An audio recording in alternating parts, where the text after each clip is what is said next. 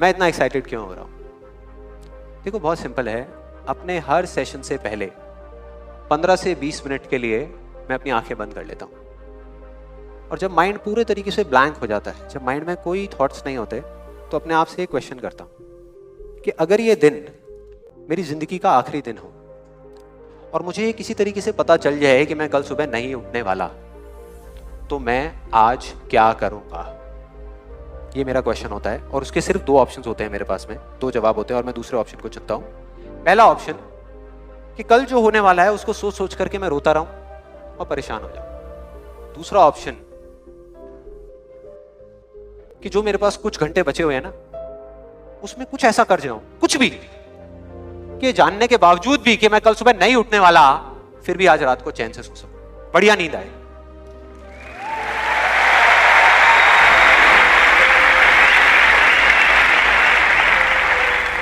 और इसीलिए आज यहां पर जो कुछ भी होने वाला है, जो कुछ भी, वो मेरे लिए सिर्फ एक सेशन नहीं है।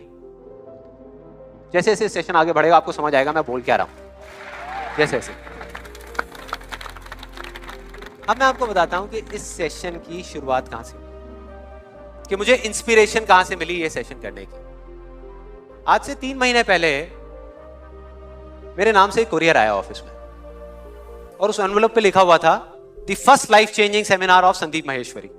तो जब मैंने उसको देखा तो मुझे लगा किसी ने मजाक किया है, क्योंकि मुझे अच्छे तरीके से याद था कि जो मेरा फर्स्ट लाइफ चेंजिंग सेमिनार हुआ था वहां पे सिर्फ 20-25 लोग बैठे हुए थे एक छोटे से कमरे में, और किसी के हाथ में कोई कैमरा नहीं था। तो मेरे को लगा कि ऐसे ही किसी ने वो किया है, लेकिन फिर पता नहीं मेरे मन में क्या आया, मैंने उस वीडियो को प्ले कर दिया, और जैसे ही मैंने वो वीडियो देखनी शुरू करी तो मेरे तोते उड़ गए। मैंने कहा यार, मतलब था मैं ही स्क्रीन के ऊपर, लेकिन लग मुझे ऐसा रहा था जैसे मैं किसी और को देख रहा हूं।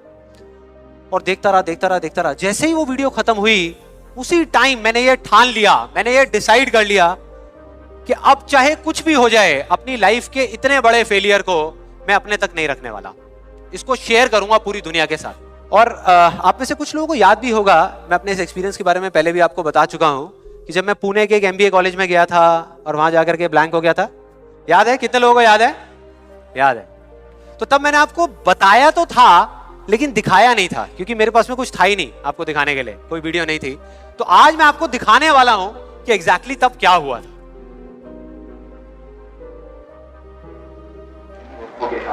Good afternoon, everybody. Call me Sandeep, don't call me sir. And just a few confessions before I start off this session. The first one is, please don't look at me like this with all these frowning faces, because that makes me nervous. And to be honest with you, this is the first time that I am speaking in front of so many people. And second thing is,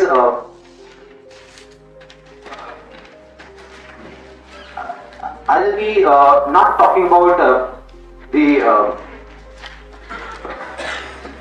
theory part of it. I'll actually focus more on the practical side of how I did whatever I did. Okay, the second confession, which I forgot. That is, to be honest with you, I can speak in English, but the problem is, you may understand what I am talking about, but I won't be able to understand what I am talking. So it's better if I talk in Hindi. Then, coming on to the point directly, the secret of what I feel is of my success. I started my career, I think, at the age of 13, and okay, so I'll come on Hindi. So I'm sorry. Yeah. So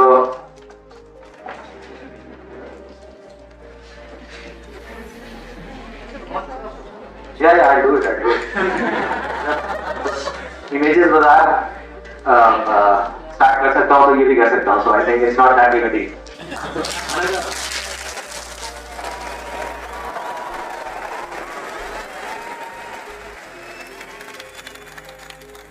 आपने देखा मेरी क्या हालत हुई थी? I think सबका यही हाल होता है जब वहां पे स्टेज पे जाते हैं, इतने सारे लोग सामने बैठे होते हैं, सबका यही होता है। तो जब मैंने ये वीडियो देखी तो मेरे दिमाग में सिर्फ एक ही चीज चल रही थी, सिर्फ एक, कि ऐसा क्यों हुआ कि मैं अपना इतना बड़ा मजाक उड़वाने के बाद भी बाज नहीं आया, और क्या वजह है कि मैं वहां से यहां तक आ गया। लेकिन मुझे ना इसका एग्जैक्ट जवाब नहीं मिल रहा था, मतलब मुझे समझ नहीं आ रहा था कि इसके पीछे वजह क्या है। और फिर फाइनली एक दिन वो वजह समझ आई। मैंने एक कहानी पढ़ी कहीं पर, और उस कहानी के जब मैं अंदर तक गया तो मेरे को समझ आया कि हाँ, ये वजह है। ये कहानी है दो बच्चों की जो एक गांव में रहते थे। उनमें से एक 6 साल का था और एक 10 साल का। दोनों बहुत अच्छे दोस्त थे, बिल्कुल शोले के जय और वीरू जैसे। दोनों हमेशा साथ साथ रहते, साथ साथ खेलते, साथ साथ खाते पीते, साथ साथ नहाते धोते, नहीं धोते नहीं, ये थोड़ा ज्यादा हो गया। तो एक दिन वो दोनों गांव से थोड़ा दूर निकल गए और खेलते खेलते उनमें से जो बड़ा बच्चा था 10 साल वाला, वो एक कुएं में गिर गया और जोर जोर से चीखने चिल्लाने लग गया क्योंकि उसको तैरना नहीं आता था। अब जो दूसरा बच्चा था छोटा सा 6 साल का, उसने अपने आसपास में देखा और उसको कोई नजर नहीं आया, उसको कोई नहीं दिखा जिसको कि वो बुला सके हेल्प के लिए। और फिर उसकी नजर पड़ी एक बाल्टी पे जिस पे एक रस्सी बंधी हुई थी। उसने एक सेकंड भी वेस्ट नहीं किया, उस बाल्टी को उठा करके कुएं में फेंक दिया और अपने दोस्त को बोला कि पकड़ ले इसको। उसके दोस्त ने पकड़ा और वो अपनी पूरी ताकत लगा करके पागलों की तरह उसको खींचने लगा। खींचता रहा, अपनी पूरी जान लगा दी उसने। छोटे से बच्चे ने, 6 साल के और 10 साल के बच्चे ने उस बाल्टी को पकड़ा हुआ था। खींचता रहा और तब तक नहीं रुका जब तक उसने अपने दोस्त को बचा नहीं लिया, जब तक वो बात। अब यहां तक तो ठीक था, यहां तक तो ये कहानी समझ आती है।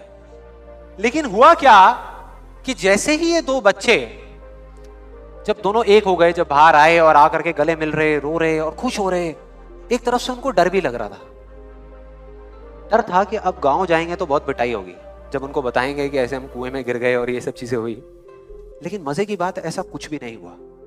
वो जब गांव गए और जा करके उन्होंने अपने घर वालों को बताया, बाकी गांव वालों को बताया, तो किसी ने विश्वास नहीं किया, पूरे गांव वालों ने। और वो अपनी जगह बिल्कुल ठीक थे, क्योंकि उस बच्चे में इतनी ताकत भी नहीं थी कि वो एक बाल्टी पानी से भरी हुई वो उठा सके। तो इतने बड़े बच्चे को इतनी ऊपर खींचना तो बहुत दूर की बात है। लेकिन एक आदमी था उस गांव में, उसने विश्वास कर लिया। उनको सब रहीम चाचा कहते थे, उस गांव के सबसे समझदार बुजुर्गों में से एक। और सबको लगा कि यार ये कभी झूठ नहीं बोलते, अगर ये कह रहे हैं तो जरूर कोई ना कोई बात होगी, कोई ना कोई वजह होगी जिस वजह से ऐसा कह रहे हैं। और फिर सारे गांव वाले इकट्ठे होकर के उनके पास में गए और जाकर के बोले कि देखो जी, हमें तो कुछ समझ आ नहीं रहा, आप ही बता दो कि ऐसा कैसे हो सकता है। तो उनको हंसी आ गई।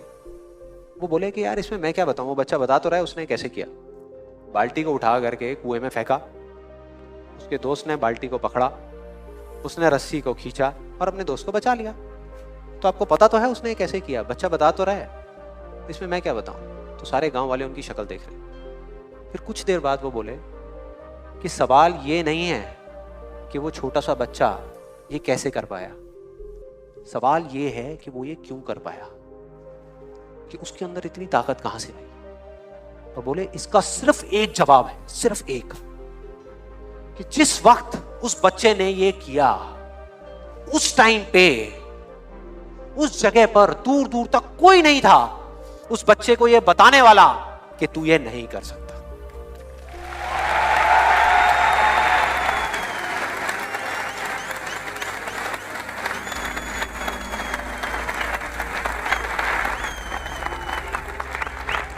बोले कोई नहीं था, कोई नहीं, यहां तक कि वो खुद भी नहीं, वो खुद भी नहीं।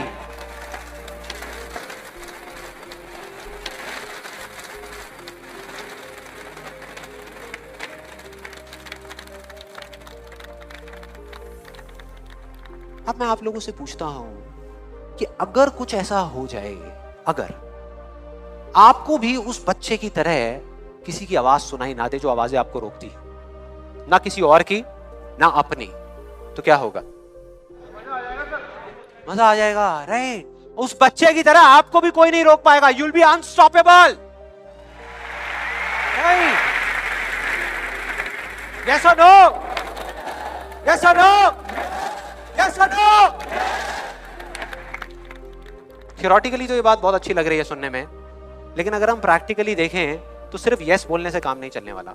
ये आप सबको भी पता है और मुझे भी पता है। ये जो अनस्टॉपेबल बनने वाला काम है, उसके लिए क्या करना पड़ेगा? 2 दीवारें तोड़नी पड़ेगी। 2 दीवारें, पहली बनी है दूसरों की आवाज की, कि आपके ऊपर दूसरों की आवाजों का असर होना बंद हो जाए, और दूसरी आपकी खुद की आवाज। ये ज्यादा बड़ी दीवार है।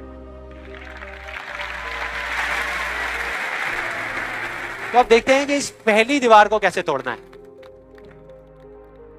उस कहानी में उस बच्चे के आसपास में कोई नहीं था उसको रोकने वाला, लेकिन क्या रियल लाइफ में ऐसा होता है? यस और नो? नो। क्या होता है कि हम एक काम करने की सोचते हैं, करना शुरू भी नहीं करते, सिर्फ सोचते हैं कि हमको ये काम करना है, और सामने से 4 लोग आ जाते हैं रोकने के लिए। 4 लोग आ जाते हैं तरह तरह की बातें करने के लिए कि ये नहीं हो सकता। अरे बड़ा इम्प्रैक्टिकल सा आइडिया है। जब कोई नहीं कर पाया तो तू क्या करेगा? होता है ऐसा? कितने लोगों के साथ ऐसा हुआ है? सबके साथ हुआ है और होता रहता है। और मेरे साथ तो पता नहीं कितनी बार हुआ है। किसी के साथ कुछ ज्यादा ही हुआ है लगता है। लगता है उनको राह चलते भी, मेट्रो में भी कोई मिलता है, अबे तू नहीं कर पाएगा, चल।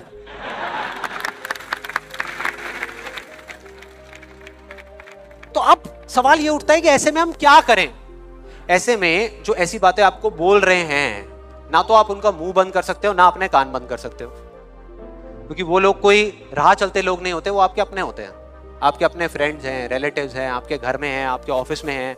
तो मैं आपको ये नहीं बोल सकता कि आप क्या करो ऐसी सिचुएशन में, लेकिन मैं ये बता सकता हूं कि मैं क्या करता था।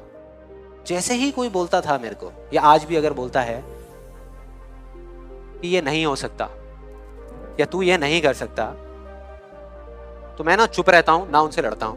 मैं सिर्फ एक वर्ड में उनसे एक सिंपल सा क्वेश्चन पूछता हूं, एक वर्ड में। क्यों नहीं कर सकता? क्यों नहीं हो सकता?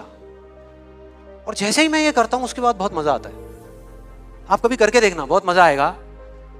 90% लोग ऐसे मिलेंगे आपको जिनके पास में इस क्यों का जवाब ही नहीं होगा। जवाब ही नहीं होगा। नहीं, वो सोच में पड़ जाते हैं। जैसे ही मैं पूछता ना क्यों, हाँ क्या, क्यों, ये कैसा सवाल है? तो ये है वो 90% लोग जिनके पास में कोई जवाब ही नहीं होता, या होता भी है तो वो इतना फनी होता है कि आप चाह करके भी अपने आप को हंसने से नहीं रोक पाओगे। जैसे एक बार मेरे साथ हुआ था, जब मैं करीबन आई थिंक 18 साल का था और मैंने नया फोटोग्राफी का कोर्स किया था।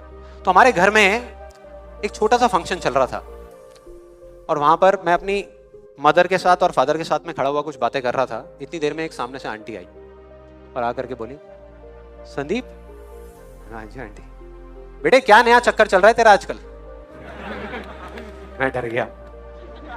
मैं मन ही मन सोच रहा, मैंने कहा इनको कैसे पता लगा मेरे नए अफेयर के बारे में? कहीं और ही चला गया।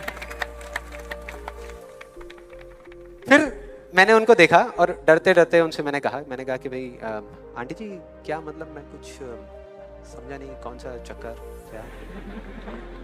क्या कौन सा?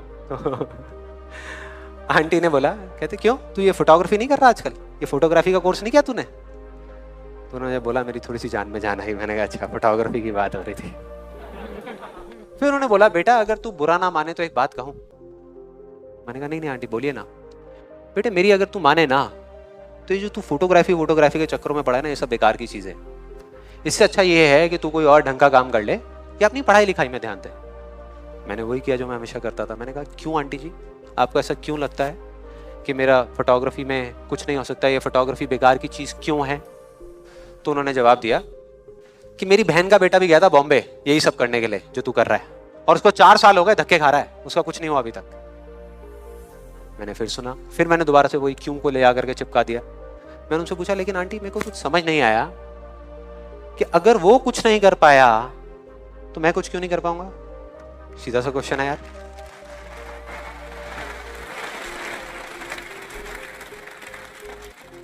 तो थोड़ी सी इरिटेट हो गई, लेकिन उसके बाद जो उन्होंने बोला, उस दिन मेरा कम से कम 10 किलो खून बढ़ गया होगा हंसते हंसते। उन्होंने गुस्से से मेरे से पूछा, कहते तेरे कितने % आए थे 12th में?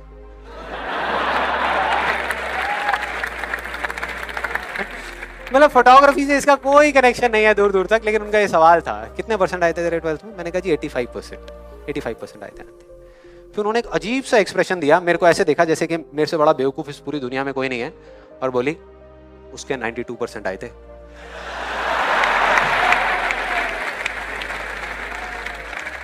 %92। अब बोल। मैं कहा अब क्या बोलूं? अब बोलने को आपने छोड़ा क्या है? क्या कोई है जो ऐसी बातों को सीरियसली ले सकता है? नो, यस और नो? नो, ले ही नहीं सकते। अब बचे 10% लोग जिनके पास में जवाब होता है, एक जेन्युइन वजह होती है। मतलब वो आपको सिर्फ ये नहीं बोलते कि आप नहीं कर सकते, वो आपको बताते हैं कि वो ऐसा क्यों बोल रहे हैं।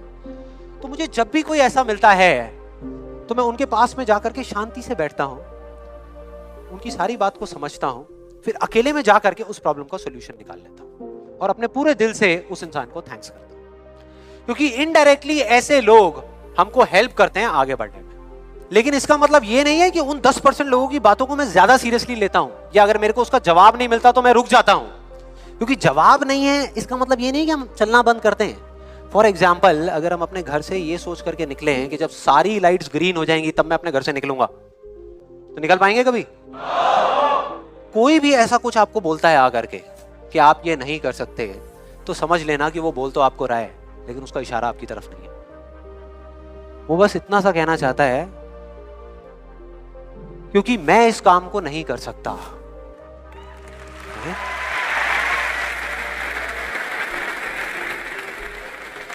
वो बस इतना सा कहना चाहता है क्योंकि मैं इस काम को नहीं कर सकता, या मुझे नहीं पता कि इस काम को कैसे करना है, इसलिए मुझे लगता है कि इस पूरी दुनिया में कोई भी नहीं कर सकता।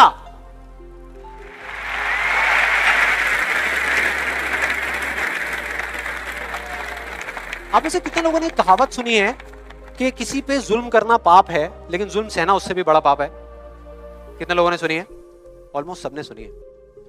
बिल्कुल इसी तरह से कोई इंसान अगर जिंदगी में कुछ करना चाहता है ना, या कुछ बनना चाहता है, तो उसको जा करके ये बोलना कि तू ये नहीं कर सकता, उसकी हिम्मत को तोड़ना, उसकी उम्मीद को तोड़ना एक बहुत बड़ा पाप है।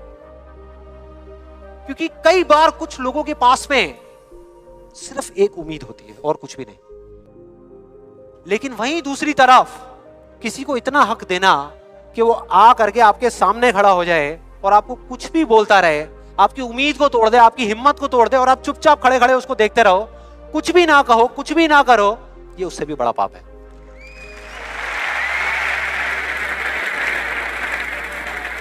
मतलब सिंपल है, ना हमें चुप रहना है, ना किसी से लड़ना है, सिर्फ सवाल करना है क्यों, और फिर देखो उनके कैसे पत्ते खुलते हैं, फिर मजा आएगा। और जिस दिन आप लोगों को भी मेरी तरह ये बात समझ आ जाएगी ना, उस दिन आपके ऊपर ऐसी बातों का असर होना बंद हो जाएगा। मतलब कि उस दिन ये जो पहली दीवार है जिसकी मैंने बात करी थी, वो अपने आप ही टूट जाएगी। उसके बाद इस पूरी दुनिया में किसी में दम नहीं होगा कि वो आपको आगे बढ़ने से रोक सके, सिवाय एक इंसान के। कोई बताएगा कौन है वो? आप खुद। एग्जैक्टली, आप खुद। और यही है वो दूसरी दीवार, यही है वो दूसरी दीवार जो पहली वाली से कई गुना बड़ी है, कई गुना बड़ी है। आज से बहुत साल पहले मैंने कहानी सुनी थी जिसका एक बहुत बड़ा इंपैक्ट हुआ था मेरी लाइफ में। ये कहानी है एक ऑफिस की और उसके एम्प्लॉइज की।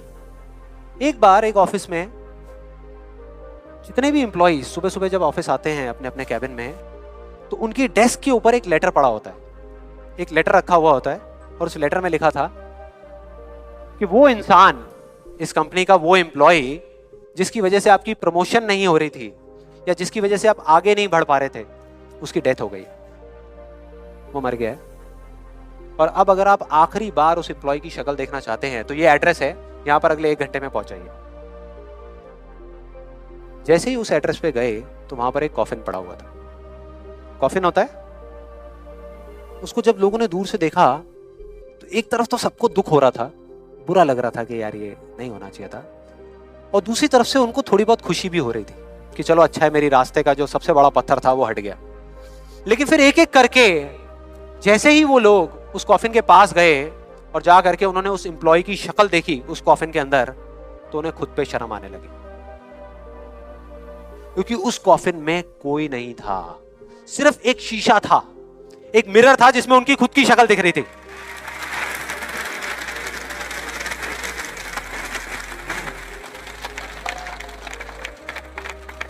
हम सब भी तो यही करते हैं अपनी लाइफ में कि सारा ब्लेम उठा करके किसी सिचुएशन पे डाल दिया, किसी और इंसान पे डाल दिया, सब जगह डाल दिया सिवाय एक इंसान के, खुद पे।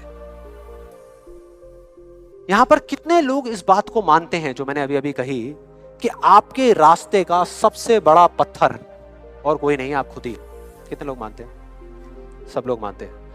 लेकिन एक चीज और है यहां पर बहुत मजेदार, कि कोई भी इंसान, कोई भी, चाहे वो आप हो, चाहे मैं हूं, चाहे कोई भी है, वो जान करके अपने रास्ते का पत्थर क्यों बनेगा? अपना ही नुकसान क्यों करेगा? अपना ही दुश्मन क्यों बनेगा? फॉर एग्जाम्पल, अगर अभी मैं यहां पर थोड़ी सी लकड़ियां इकट्ठी करके आग लगा दूं और आप लोगों से रिक्वेस्ट करूं कि यार प्लीज मेरी खातिर 5 मिनट के लिए आ करके इस आग में जल जाओ, 5 मिनट के लिए, कुछ नहीं होगा, मैं गारंटी दे रहा हूं, आपको बिल्कुल भी दर्द नहीं होगा, बहुत मजा आएगा। कितने लोग तैयार हैं यहां पर आने के लिए? कितने लोग तैयार हैं?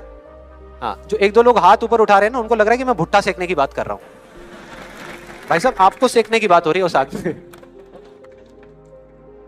कोई नहीं आएगा, कोई नहीं आएगा। क्यों? क्योंकि कोई भी इंसान हो, वो जानबूझ करके अपना नुकसान कभी नहीं करेगा, कभी भी नहीं करेगा। तो ये सवाल मेरे को पिछले कई महीनों से तंग कर रहा था, अंदर ही अंदर खा रहा था कि क्या फर्क होता है उन लोगों में जो जाने अनजाने अपने खुद के सबसे अच्छे दोस्त होते हैं और उनमें जो जाने अनजाने खुद के ही सबसे बड़े दुश्मन होते हैं। और फाइनली पिछले महीने मेरे को जवाब मिल गया, सब कुछ समझ आ गया कि क्या फर्क है। मैं रोज की तरह अपने घर के पास वाले एक पार्क में वॉक कर रहा था और एकदम से ही बहुत तेज बारिश शुरू हो गई, बारिश होने लगी एकदम तेज। तो मैंने इमीडिएटली अपने हाथ ऐसे रखे ताकि मेरे चश्मे पे पानी ना आए और जा करके सीधा एक शेड के नीचे चला गया। उसके कुछ सेकंड्स के अंदर अंदर उस शेड के नीचे और भी बहुत सारे लोग इकट्ठे हो गए। लोग तरह तरह की बातें कर रहे थे, मैं अपने आसपास में सुन रहा था। लेकिन मैंने एक चीज नोट करी कि ज्यादातर लोग, उनका ध्यान बारिश की तरफ नहीं था, बारिश की वजह से होने वाली जो प्रॉब्लम्स थी उसकी तरफ था। जैसे मेरे यहाँ पे थोड़ा सा आगे जाकर के 2 लड़के खड़े हुए थे, वो आपस में बात कर रहे थे कि भाई आज ट्रैफिक का बड़ा बुरा हाल होने वाला है, बारिश इतनी तेज हो रही है।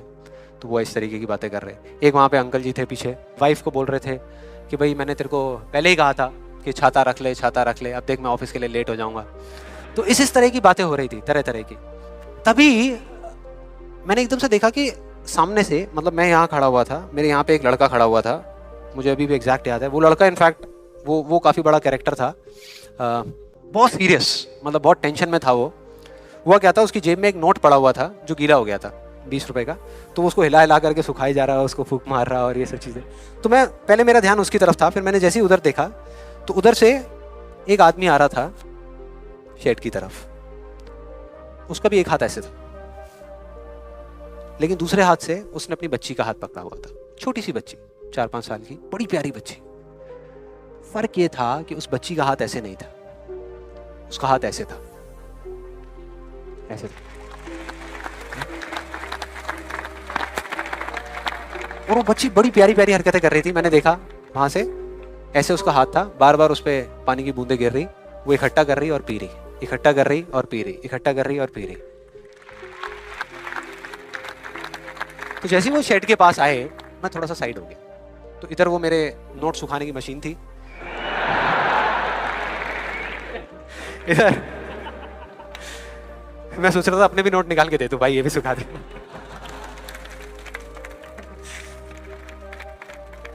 इधर वो बच्ची खड़ी हुई थी, वो छोटी सी प्यारी सी, और मेरा फिर पूरा ध्यान उस बच्ची की तरफ ही था, इतनी इतनी प्यारी बच्ची। और इधर उसके पापा अपने मोबाइल पे कुछ काम कर रहे थे। वो बच्ची को अभी भी चैन नहीं आया, शेड के नीचे आ गई, लेकिन अभी भी बार बार अपना हाथ बाहर निकाल के, एक हाथ से पापा को पकड़ा हुआ डर रही, दूसरे हाथ से ऐसे बाहर निकाल के बार बार पानी भर रही और पी रही, कभी पानी भर रही अपने मुंह पे फेंक रही। थोड़ी देर बाद पता नहीं उसके मन में क्या आया, उसने अपने पापा से पूछा कि पापा ये बारिश रोज क्यों नहीं होती? बड़ा अजीब सा क्वेश्चन था। उसके पापा ने कहा, वो अपने मोबाइल पे लगे हुए थे, हाँ बेटा होगी होगी, रोज होगी, रोज होगी, रोज होगी। वो बच्ची फिर अपने खेल में लग गई। फिर थोड़ी देर बाद पता नहीं क्यों उसने दोबारा से पूछा अपने पापा से, बताओ ना पापा रोज क्यों नहीं होती? इस बार उसको कोई जवाब नहीं मिला, लेकिन मुझे मिल गया। मुझे सब कुछ समझ आ गया कि क्या वो वजह है, क्या फर्क होता है उन लोगों में जो खुद के सबसे अच्छे दोस्त होते हैं और खुद के सबसे अच्छे दुश्मन होते हैं। क्या फर्क है उन दोनों लोगों में? देखो बहुत सिंपल है। जब बारिश होती है आसमान से, हम सबके ऊपर होती है क्या एक जैसे होती है या अलग अलग तरीके से होती है? एक जैसे होती है, कोई पार्शियलिटी नहीं करती। आप अमीर हो, गरीब हो, काले हो, गोरे हो, बच्चे हो, बड़े हो, कोई फर्क करती है क्या बारिश? नहीं करती, सब पे एक जैसी होती है। बिल्कुल उसी तरह से वो शक्ति, वो एनर्जी जिससे पूरी दुनिया चल रही है, जिससे अभी अगर आप अभी फील करने की कोशिश करो, आपकी सांसें चल रही है, मेरी सांसें चल रही है। जिस शक्ति में इतनी ताकत है कि अगर वो चाहे तो एक सेकंड भी नहीं लगेगा, इस पूरी दुनिया को खत्म कर सकती है, और एक सेकंड के 1 करोड़वें हिस्से में इस दुनिया को दोबारा से बना भी सकती है। उसको आप साइंटिफिकली चाहे एनर्जी का नाम दे दो, चाहे स्पिरिचुअली भगवान कहो, आत्मा कहो, परमात्मा कहो, कुछ भी कहते रहो, उससे कोई फर्क नहीं पड़ता।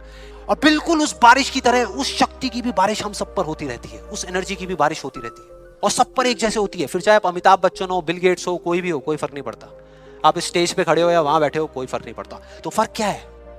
देखो बहुत सिंपल है, वही फर्क जो उस बारिश में था, जो मैंने नोट किया उस बच्ची के बीच में और औरों के बीच में। कुछ लोगों का हाथ ऐसे होता है और कुछ का ऐसे होता है, यही फर्क।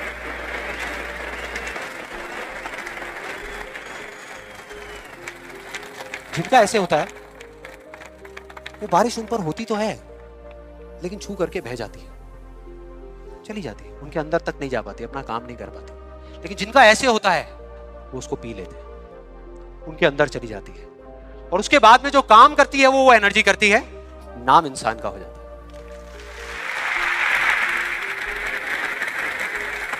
नाम हो जाता है कि वो कर रहा है, वो कर रहा है, वो कर रहा है। अरे कौन कर रहा है? वही एनर्जी पीछे से काम कर रही है। हम क्या कर सकते हैं? अगर मैं आपको कहूं कि हमारी बॉडी के जितने भी फंक्शंस हैं उसमें से 99% फंक्शन से ज्यादा ऐसे हैं, डाइजेशन से लेकर के, ब्रीदिंग से लेकर के, ये सारी चीजें जो हम कंट्रोल नहीं करते, जो हमारे कंट्रोल में है ही नहीं। 1% चीजें हम कंट्रोल करते हैं और 100% क्रेडिट ले जाते हैं। और अब मजे की बात पता है क्या है? सबसे मजेदार बात कि यहां पर हम जितने भी लोग बैठे हुए हैं ना, हम सबको पता है कि अगर हमारे हाथ अभी ऐसे हैं तो ऐसे कैसे लाने हैं।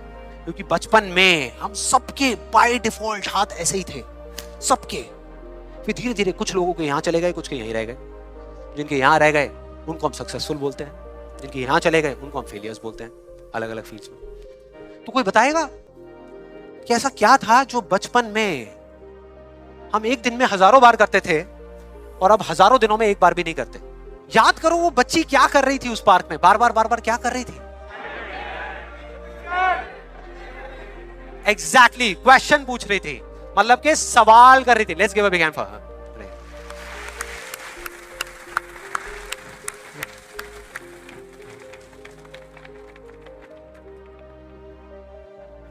सवाल। ऐसा क्यों होता है? हम ऐसा क्यों करते हैं? बताओ ना पापा, हम ऐसा क्यों करते हैं? कोई जवाब नहीं मिला, हमने सवाल पूछने बंद कर दिए। आज हमारे पास में टाइम ही नहीं है कि एक दिन में कुछ सेकंड्स के लिए रुक करके हम अपने आप से पूछें कि भाई जो मैं कर रहा हूं वो कर क्यों रहा हूं? पता ही नहीं है, ध्यान ही नहीं है उस तरफ। और जब तक उस तरफ ध्यान नहीं होगा कुछ नहीं होगा। और सिर्फ उस पर विश्वास मत करो जो मैं बोल रहा हूं, हिस्ट्री को उठा करके देख लो। कोई भी इंसान किसी भी फील्ड में अगर सक्सेसफुल हुआ है तो उसमें और बाकी लोगों में क्या फर्क था? क्या वो दूसरों से ज्यादा इंटेलिजेंट था? क्या उनके पास दूसरों से ज्यादा जवाब होते हैं? यस और नो? नो। उनके पास में दूसरों से ज्यादा अच्छे सवाल होते हैं। हर चीज में एक ही सवाल कि अगर ये दुनिया ऐसी है तो ऐसी क्यों है, और क्यों मैं इस दुनिया को बदल नहीं सकता? अगर पूरी दुनिया मुझे ये कहती है, मेरे घर वाले मुझे कहते हैं कि मेरी तो किस्मत ही खराब है, मेरी हाथ की लकीरों में ही कमी है, तो क्यों मैं अपनी हाथ की लकीरों को नहीं बदल सकता? हर चीज में एक ही सवाल।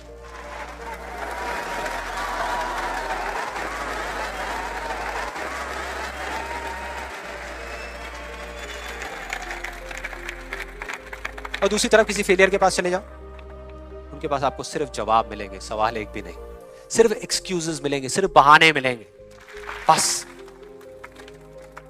सवाल पूछ ही नहीं रहे तो जवाब मिलेगा कहां से? कहां से मिलेगा? मिल ही नहीं सकता। तो मैं क्या कह रहा हूं कि लाइफ में आप जो कुछ भी कर रहे हो, जो भी, उससे कोई फर्क नहीं पड़ता, लेकिन अगर आपके पास में इस क्यों का बिल्कुल क्लियर जवाब है तो उस काम को आप पूरे विश्वास के साथ कर रहे हो। और अगर इस क्यों का जवाब ही नहीं है तो आप सिर्फ उस काम को अंधविश्वास पे कर रहे हो, जो आज नहीं तो कल टूटेगा ही टूटेगा। फॉर एग्जाम्पल, मैं आपको एक रियल लाइफ एग्जाम्पल से बताता हूं। क्या कभी आप लोगों के साथ ऐसा कुछ हुआ है कि घर में कोई बड़ा सा फंक्शन चल रहा हो, जैसे किसी की शादी हो रही हो और वहां पे कोई रिलेटिव बीमार हो गया? हुआ है? कितने लोगों के साथ हुआ है ऐसा? हुआ है। तो ऐसे में क्या होता है? क्या होता है? जैसे ही एक किसी की तबीयत खराब होती है तो बाकी लोग क्या करते हैं? डॉक्टर बन जाते हैं, अपनी अपनी राय देते हैं आकर के। सो मेरी फैमिली में भी एग्जैक्टली बिल्कुल ऐसा ही हुआ था। मेरी एक कजिन सिस्टर की शादी थी और मेरे एक अंकल आए हुए थे अब्रॉड से। उनकी तबीयत खराब हो गई, उनको बुखार हो गया, और जैसे ही एक एक करके सब लोगों को पता लगा तो सब लोग आए और आ करके अपने अपने आइडियाज देने लगे। एक आंटी जी आई, काढ़ा बना करके, अपना अदरक का, तुलसी का, शहद का वो काढ़ा बना करके, बेटा ये पी लो, 2 घंटे में ठीक हो जाओगे, बुखार अभी उतर जाएगा, बहुत पुराना नुस्खा है। उसके बाद में एक अंकल आए, बड़े फनी, वो आ करके उन्होंने ऐसे उनके सर पे हाथ रखा, गर्म हो रहे हैं। फिर उन्होंने कहा कुछ नहीं है, इनको ठंडी बर्फ की पट्टियां कर दो, अभी सारा बुखार उतर जाएगा। ऐसे सब तरह तरह के लोग आ रहे थे, तरह तरह के, और अपने अपने आइडियाज दे रहे थे। सबको पूरा विश्वास था कि ये करने से वो ठीक हो जाएंगे, उनका बुखार उतर जाएगा। लेकिन इसका बिल्कुल उल्टा हुआ। अगले दिन सुबह उनका बुखार कम होने की बजाय और बढ़ गया, तेज हो गया। और अब ऐसे में बड़ा मजा आता है कि जो लोग जितना ज्यादा कॉन्फिडेंट थे ना अपने नुस्खे को लेकर के, वो उतना ही पीछे हट गए। उनका जवाब था कि भाई मैं तो कल ही कह रही थी कि डॉक्टर को बुला लो, किसी ने मेरी सुनी नहीं। डॉक्टर आया, वहां पे आकर के उसने पूरा चेकअप किया, कुछ टेस्ट बताए, शाम तक रिपोर्ट्स आई और पता लगा कि उनको मलेरिया था। डॉक्टर को जैसे ही पता लगा उसने कुछ दवाई दी और अगले कुछ दिनों में वो बिल्कुल ठीक हो गए। तो क्या फर्क था डॉक्टर में और बाकी लोगों में? डॉक्टर ने कुछ भी करने से पहले, मतलब कि अपना इलाज शुरू करने से पहले, कोई भी नुस्खा बताने से पहले ये पता लगाया कि उनको बुखार क्यों हुआ, और बाकी किसी ने ये पता लगाना जरूरी ही नहीं समझा कि उनको बुखार हुआ क्यों। डॉक्टर को पता था कि उस बीमारी का कॉज क्या है, उसकी जड़ क्या है, उसकी वजह क्या है, और इस वजह से उसको पूरा विश्वास था कि मैं ये दवाई दूंगा और वो ठीक हो जाएंगे। बाकी सब जो कह रहे थे कि हमको विश्वास है, उनको सिर्फ अंधविश्वास था कि वो ठीक हो जाएंगे, वो विश्वास नहीं था।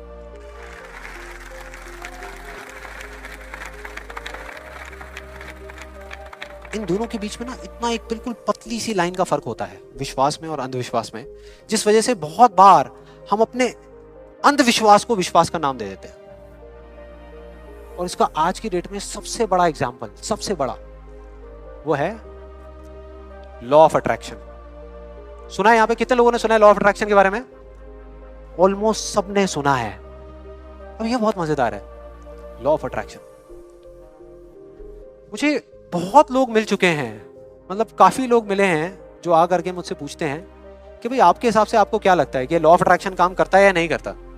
तो मेरा सिंपल सा जवाब होता है कि अगर आप मेरा जवाब चाहते हो तो जवाब है हाँ, कि ये काम करता है। साइंटिफिकली जिसको बोलते हैं law of cause and effect, और स्पिरिचुअली जिसको बोलते हैं लॉ ऑफ कर्मा, ये उसके ऊपर बेस्ड है। तो इसमें कोई शक नहीं है कि ये काम करता है, लेकिन वैसे नहीं जैसे कि कुछ लोग अपनी बुक्स के थ्रू और वीडियोस के थ्रू इसके बारे में बता रहे हैं, वैसे नहीं। आप में से कितने लोगों ने वीडियो देखी है? बहुत सारे लोगों ने देखी है, तो आप शायद समझ जाएंगे। बाकी लोगों के लिए मैं थोड़ी एक्टिंग करके दिखाता हूं, अपना वो थोड़ा फिरंगी स्टाइल में, वो जो डबिंग करके बोलते हैं ना, ये बिल्कुल एक अलादीन के चिराग जैसा है।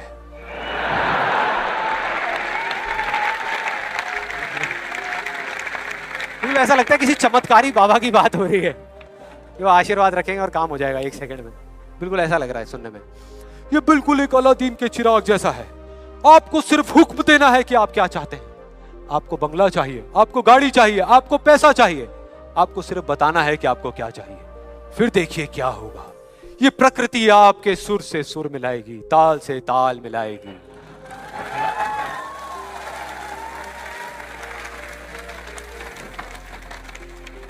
और उसके बाद बड़ा मजा आता है, एक बंदा आता है वहां पे उस वीडियो में, वो आकर के कहता है अच्छा इतना आसान है, तो मैं 3 लड़कियों के साथ डेट पे जाना चाहता हूं।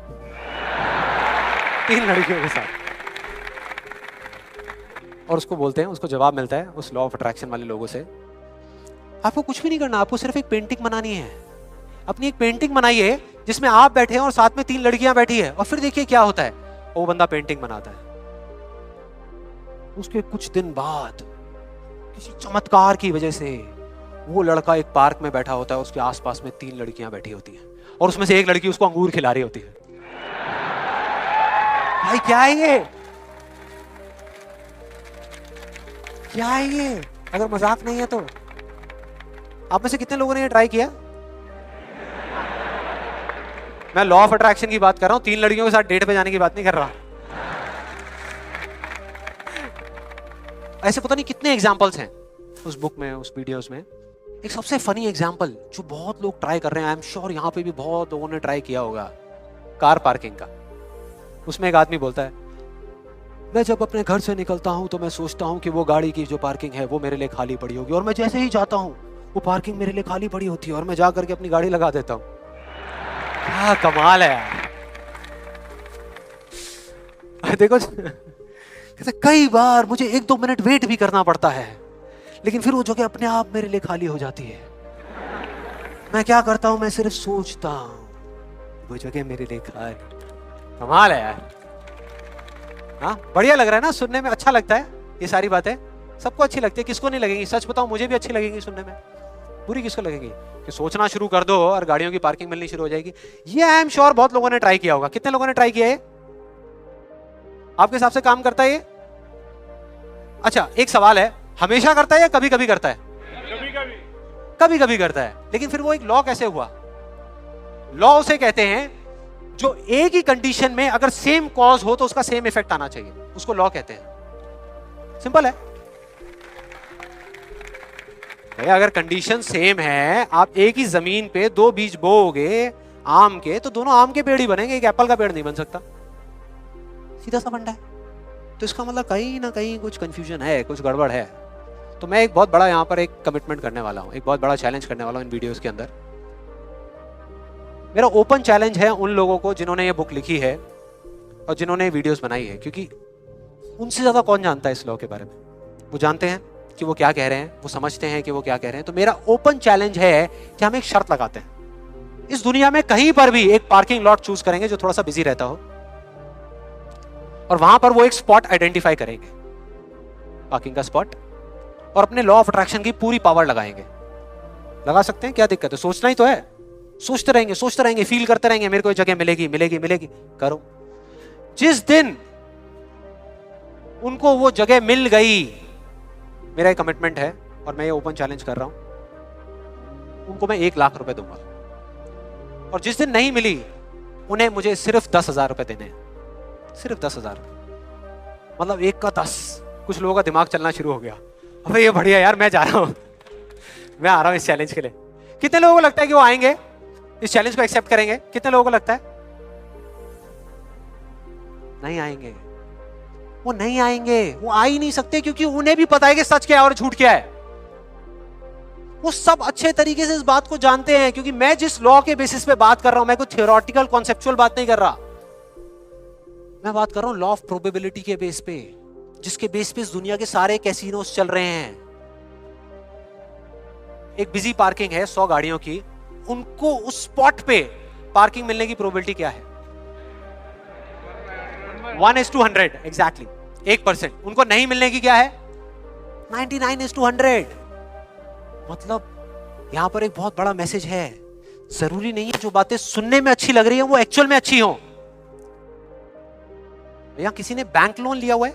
किसी ने कोई बैंक लोन लिया हुआ है? हाँ, तो जो आपने बैंक लोन लिया हुआ है, आपकी मंथली EMI जाती होंगी बैंक को, इंस्टॉलमेंट जाती होंगी, जाती हैं। तो अब मैं आपको 2 ऑप्शंस देने वाला हूं, 2 ऑप्शंस। आप बताना आपको सुनने में कौन सा ऑप्शन ज्यादा अच्छा लग रहा है। पहला ऑप्शन कि आप जो काम कर रहे हो उसको पूरा दिल से करो, दिन रात करो, खूब काम करके जो आप पैसा कमाते हो उससे वो इंस्टॉलमेंट्स पे कर दो। दूसरा ऑप्शन है कि आपको ये सोचना है कि बैंक अपना जो लोन है वो माफ कर देगा और अपना पैसा वापस मांगना बंद कर देगा और रातों रात कहीं से आपके कोई दूर के अंकल आपको 25-25 हजार रुपए महीने के चेक भेजना शुरू कर देंगे। कौन सा ऑप्शन ज्यादा अच्छा लग रहा है सुनने में, पहला या दूसरा? दूसरा। यही वजह है, इसी वजह से ये सब हो रहा है। वो जो झूठ बोल रहे हैं ना, उनकी कोई गलती नहीं है, वो ही बोल रहे हैं जो लोग सुनना चाहते हैं और वो नहीं जो सच है, क्योंकि सच बहुत कम लोग सुनना चाहते हैं। इस वजह से सारी चीजें हो रही हैं।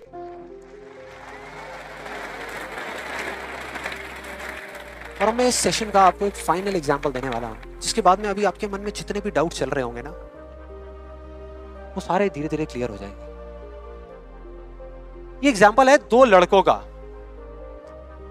का जिनकी एज है 18 साल और दोनों का एक ही डिजायर है कि मेरे को एक BMW गाड़ी चाहिए। दोनों का यही है और अगले 10 साल के अंदर अंदर चाहिए, बस तरीका थोड़ा सा अलग अलग है। जो पहला लड़का है उसने क्या किया, अपना एक गोल सेट किया। उसने एक अपनी डायरी में लिख दिया, पोस्टर्स ला करके उस गाड़ी के अपने घर में लगा दिए जगह जगह पर। 24 घंटे उस गाड़ी के बारे में सोचने लग गया कि ये गाड़ी मुझे चाहिए चाहिए चाहिए। रोज रात को बैठ करके फील करता कि मेरे को गाड़ी मिल गई है, आवाजें निकालता, जू जू जू ये वो, और करते करते ब्रेक मार रहा है, ये कर रहा है वो कर रहा है। एक्चुअल में नहीं मिली है, इमेजिन कर रहा है, फील करने की कोशिश कर रहा है, उस गाड़ी को एक्सपीरियंस करने की कोशिश कर रहा है, क्योंकि ऐसा बहुत बुक्स में लिखा हुआ है। लॉ ऑफ अट्रैक्शन में भी यही बताया गया है। यस और नो? अब इसको करने से क्या हो रहा था, पहले उसकी सिर्फ एक विश थी, एक चाह थी कि हाँ मेरे को ये गाड़ी मिल जाए, नहीं भी मिले तो कोई फर्क नहीं पड़ता, लेकिन अब उसका वो बर्निंग डिजायर बन गया। अब उसको गाड़ी हर हालत में चाहिए ही चाहिए अगले 10 साल। अब आप में से कुछ लोग सोच रहे हो, आप में से कितने लोगों ने मेरा इल्यूजन टू रियलिटी वाला सेशन देखा है? आप सोच रहे हो यार आपने इल्यूजन टू रियलिटी में भी तो यही बात करी है और आप खुद ही उसके अगेंस्ट बोल रहे हो। लग रहा है कुछ लोगों को, लग रहा है ऐसा लग रहा है। देखो मैंने क्या कहा था आपको अभी थोड़ी देर पहले कि विश्वास और अंधविश्वास में सिर्फ एक पतली सी लाइन का फर्क होता है, इधर कुछ और इधर कुछ और। अगर आप ध्यान से मेरी जितनी भी वीडियोस देखोगे, आज तक मैंने जो कुछ भी कहा उसको देखोगे, तो मैंने किस चीज के बारे में बात करी है? किसी चीज को हासिल करने के बारे में, गाड़ियों के बारे में, पैसे के बारे में, बंगले के बारे में, या किसी काम पे फोकस करने के बारे में? काम पे फोकस करने के बारे में, चीज के बारे में नहीं। मतलब इस टेक्निक में कोई कमी नहीं है। इस टेक्निक को यूज जो लोग कर रहे हैं 90% वो गलत तरीके से कर रहे हैं, जिस वजह से प्रॉब्लम्स क्रिएट हो रही है। अब दूसरे लड़के की बात करते हैं, उसमें और इसमें क्या फर्क था। दूसरा जो लड़का था उसका भी डिजायर था कि मुझे ये गाड़ी चाहिए, बस एक छोटा सा फर्क था। उसने एक सवाल पूछ लिया अपने आप से, उसने एक सवाल पूछ लिया अपने आप से कि मुझे ये गाड़ी क्यों चाहिए, क्यों चाहिए। अब ये काम ना बड़ा बोरिंग लगता है सुनने में कि यार क्यों चाहिए, ये सोचने की क्या जरूरत है, सीधा गाड़ी लो ना, शॉर्टकट फटाफट। लेकिन नहीं, उसने ऐसा नहीं किया, उसने गलती नहीं करी, उसने पूछ लिया।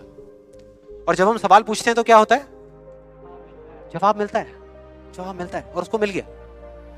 जवाब ये था कि मैं ये गाड़ी इसलिए चाहता हूं क्योंकि मैं अपने फ्रेंड्स को, अपने रिलेटिव्स को, इस पूरी दुनिया को ये प्रूव करना चाहता हूं कि मैं भी सक्सेसफुल हो सकता हूं।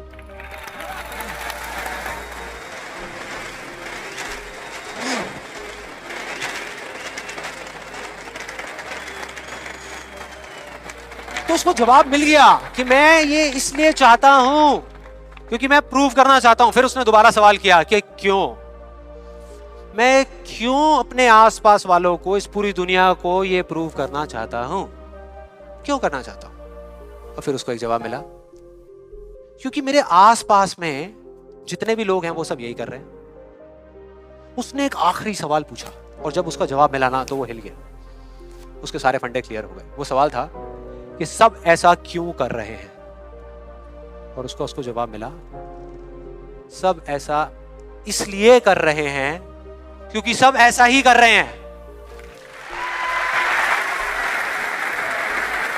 बस इसको समझ आ गया कि एक रेस लगी हुई है जहां पर सब भाग रहे हैं, कोई तेज भाग रहा है, कोई धीरे भाग रहा है, लेकिन किसी को पता ही नहीं है कि वो भाग क्यों रहे हैं।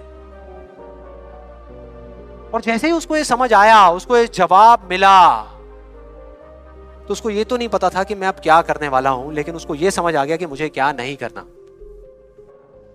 उसने डिसाइड कर लिया उसी टाइम, उसी मोमेंट में ये डिसाइड कर लिया कि मुझे नहीं बनना इस रैट रेस का हिस्सा, मुझे नहीं प्रूव करना किसी को कुछ भी, मुझे नहीं चाहिए कोई गाड़ी वाड़ी। अब मैं वो करूंगा जो मेरा दिल कहता है, जो मेरे अंदर की आवाज है। बाढ़ में गई दुनिया।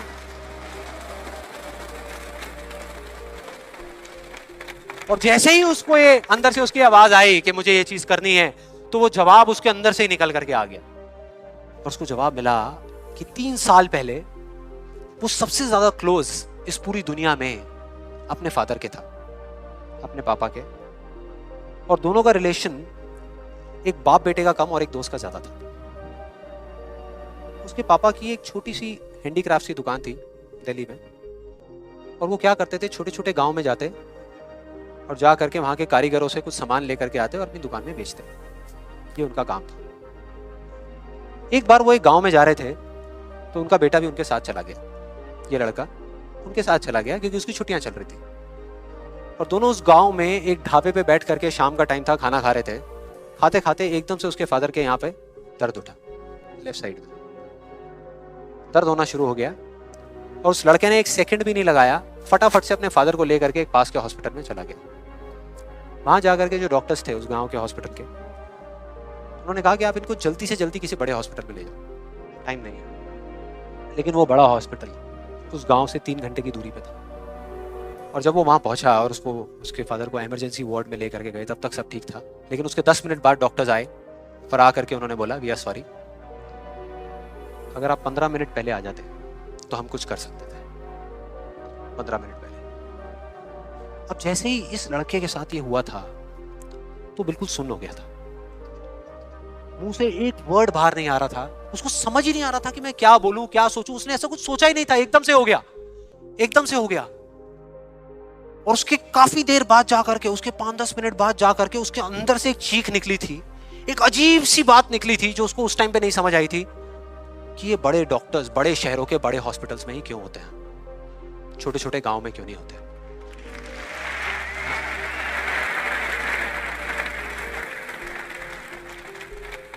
उस टाइम उसको नहीं समझ आया, आज समझ आ गया। उसको समझ आ गया कि मेरे साथ ऐसा क्यों हुआ था, जिससे कि मैं एक डॉक्टर बनूं और जा करके छोटे छोटे हॉस्पिटल्स में काम करूं, ना कि एक गाड़ी खरीदूं।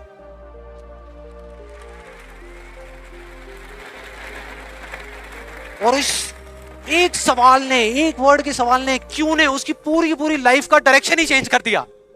जहां एक तरफ उससे एक दिन में 1 घंटा भी पढ़ाई नहीं होती थी, अब वो दिन में 12-12 घंटे पढ़ने लगा। उसके कुछ साल बाद वो एक हार्ट सर्जन बन गया और जा करके कुछ बड़े हॉस्पिटल्स में बड़े डॉक्टर्स को असिस्ट करने के बाद में छोटे छोटे गांव में चला गया। ये थी उस दूसरे लड़के की कहानी।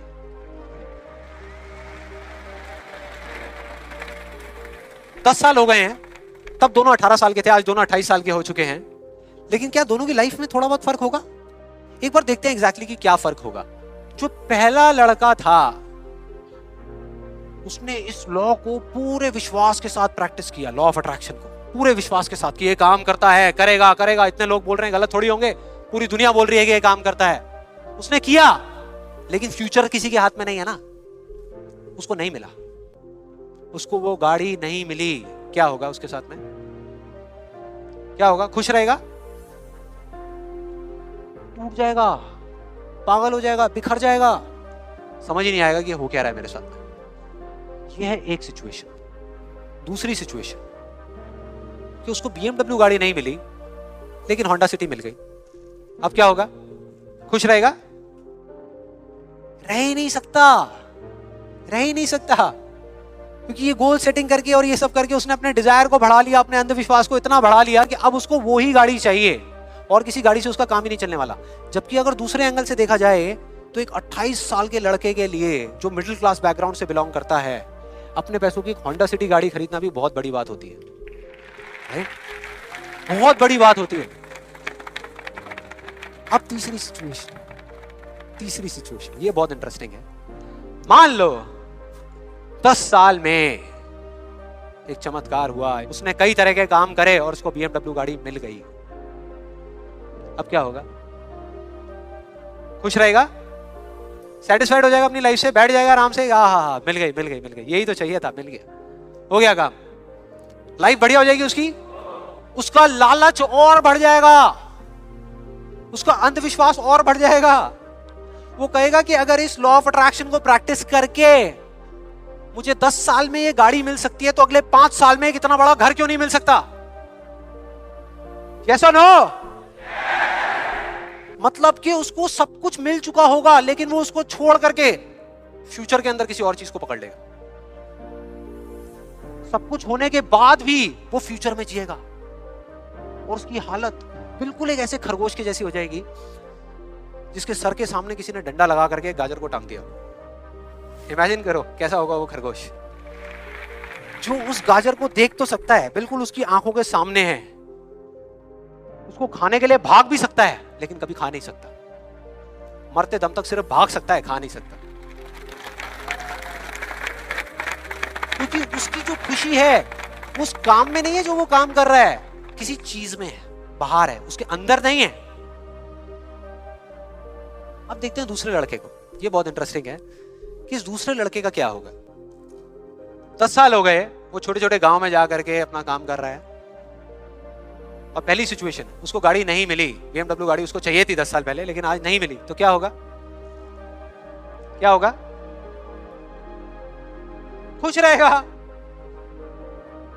उसकी खुशी किसी गाड़ी में नहीं है, किसी चीज में नहीं है, उसके काम में है। कल जो मिलने वाला है उसमें नहीं है, आज जो वो कर रहा है उसमें है।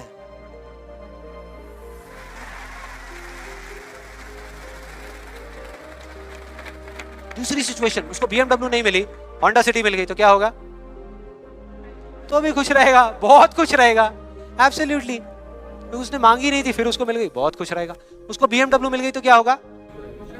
खुश रहेगा। लेकिन इस वजह से नहीं कि उसको ये गाड़ी मिल गई, इस वजह से क्योंकि वो जो काम कर रहा है उसमें उसको खुशी मिल रही है।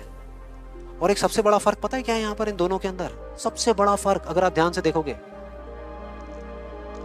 ये जो दूसरा लड़का है, अगर इसको गाड़ी मिल गई, जो डॉक्टर है, और छिन गई 1 साल बाद, क्या होगा? तब भी खुश रहेगा। लेकिन जो पहला है उसका क्या होगा? अरे वो सिर्फ डर में जिएगा, वो सिर्फ डर में जिएगा। जो है उसको खोने का डर, जो मैं चाहता हूं उसके ना मिलने का डर, 24 घंटे सिर्फ डर।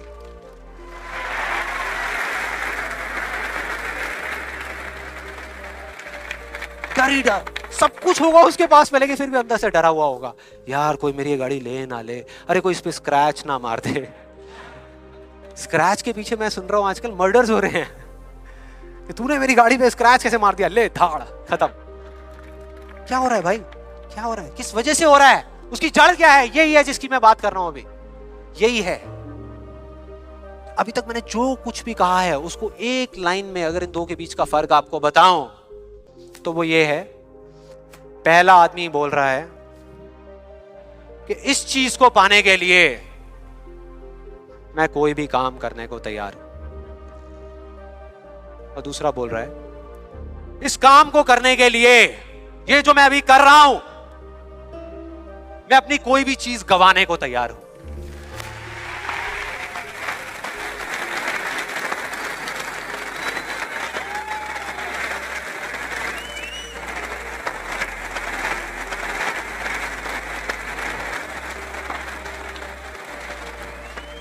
एक की जिंदगी का मकसद है, जो पहला है पाना, हासिल करना, उस चीज पे कब्जा करना किसी भी तरीके से, बस वो चीज मेरे हाथ में आ जाए। फिर चाहे इसके लिए उसको धर्म के रास्ते पे चलना पड़े या अधर्म के, वो चलेगा। उसको सही काम करना पड़े या गलत करना पड़े, वो करेगा। लेकिन दूसरा, उसके लिए अपने अंदर की आवाज को सुन करके, अपने अंदर की मतलब कि अपने दिल की आवाज को सुन करके किया गया कर्म ही इस दुनिया का सबसे बड़ा धर्म है।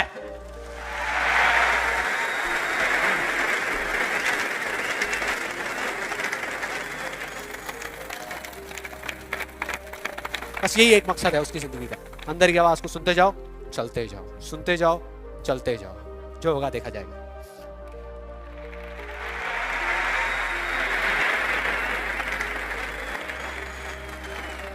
और इस गलत फहमी में मत रहना कि जो पहला है उसको दूसरे से ज्यादा मिलेगा, ये सोचना भी मत।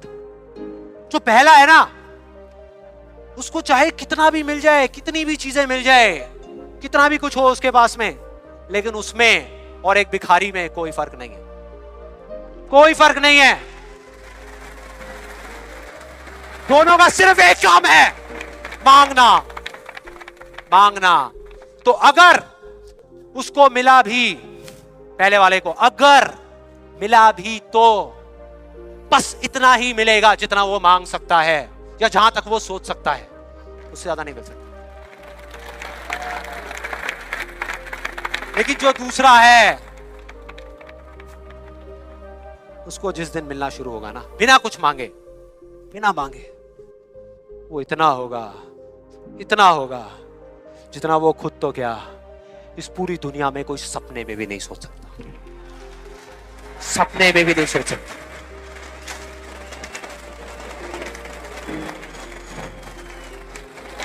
और इसका जो मैं आपको बोल रहा हूं, एक जीता जागता एग्जाम्पल आपके सामने खड़ा है।